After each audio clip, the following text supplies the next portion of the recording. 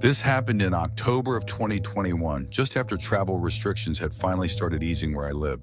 Like a lot of people, I'd spent the better part of a year indoors, and by autumn I couldn't stand staring at the same four walls anymore. My friend Ryan suggested we take a weekend drive along the coast. Nothing fancy, just a chance to get out of town, hike a few trails, and clear our heads before winter arrived.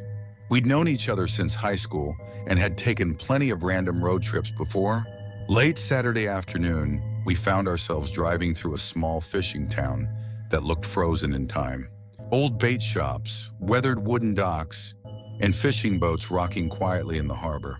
At the edge of town stood an old lighthouse overlooking the cliffs.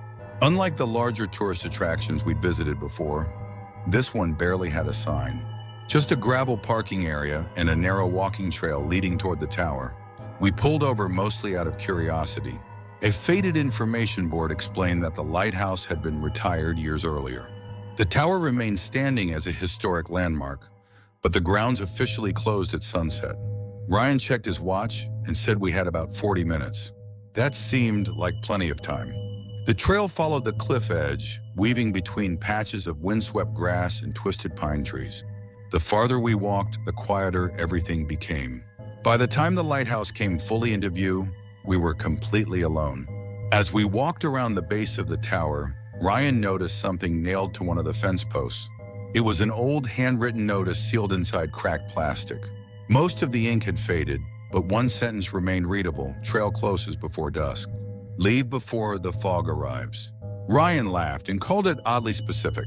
I shrugged, figuring it was probably because people fall off the cliffs. That explanation seemed reasonable enough. We spent another 20 minutes taking pictures before starting back toward the parking lot. Halfway down the trail, the weather changed. Fog rolled in unbelievably fast. Within minutes, the ocean disappeared behind a wall of gray, and the trail ahead became difficult to see. We should probably pick up the pace, Ryan said. I agreed. That's when we heard footsteps. Crunch, crunch, crunch. Somebody was walking along the gravel behind us.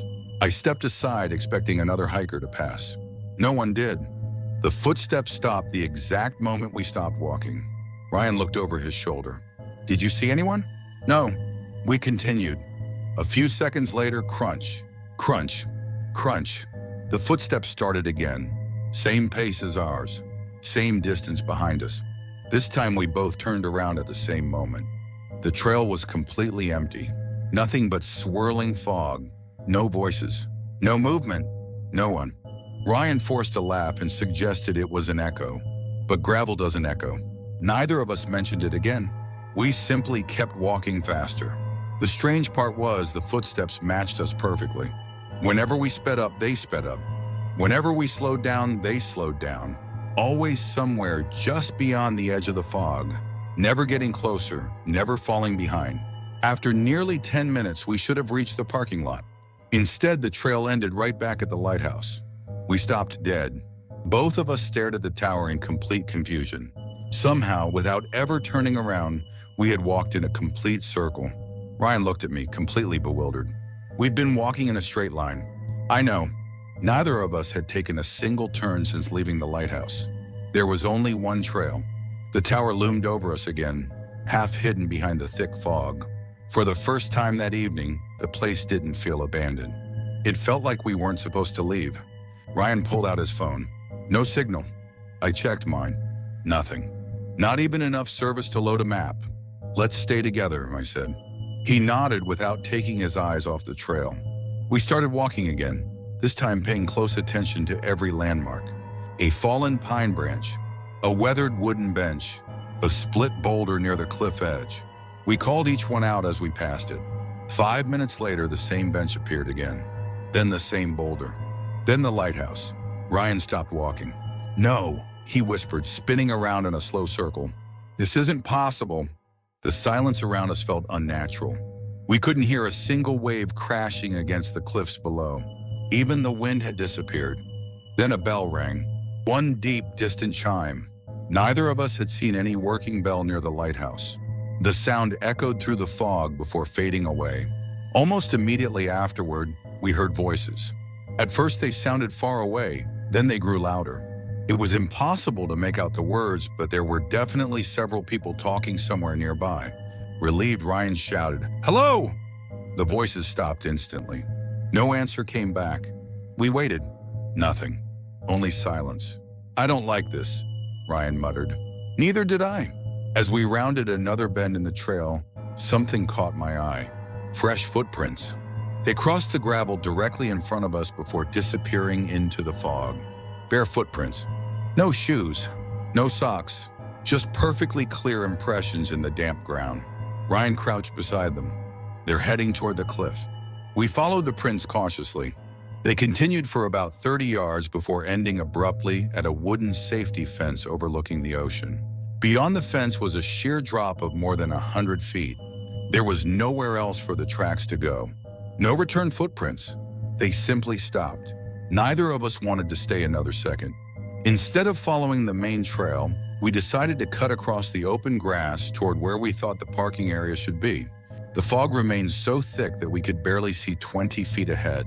After several minutes, Ryan suddenly grabbed my arm. There, a pair of headlights, faint but unmistakable. Our car. It was exactly where we left it. We climbed inside, locked the doors, and neither of us spoke until the engine started. As we drove toward the exit road, I glanced in the rearview mirror. For just a second, I thought I saw someone standing beside the lighthouse, completely still, watching our car disappear into the fog. A dark silhouette. I didn't mention it to Ryan. He already looked shaken enough. About 15 minutes later, we stopped at a roadside diner for coffee. While we waited for our order, an older waitress noticed the brochure sitting on our table. "You boys visit the lighthouse?" I nodded. She hesitated for a moment. "Did you stay after the fog rolled in?" Ryan and I exchanged a glance. "Yeah, dang." The woman's expression changed immediately. "My grandfather used to work there before it was automated," she said quietly. "He always told people to leave before the evening fog. Said folks would lose the trail." I forced a smile. "We definitely got turned around." She slowly shook her head. "You're not the first people to say that." When our coffee arrived, she walked away without another word. Months later, curiosity got the better of me. I searched old newspaper archives looking for anything connected to the lighthouse. I never found stories about ghosts or disappearances. What I did find were dozens of reports dating back nearly a century, describing hikers and fishermen who became disoriented whenever heavy fog surrounded the cliffs. Every account ended the same way. The people eventually found their way out. But almost all of them claimed they'd heard footsteps following them, long before they realized they were completely alone. To this day, I still enjoy hiking. But if there's one thing I never ignore anymore, it's a trail sign that tells you to leave before the fog arrives.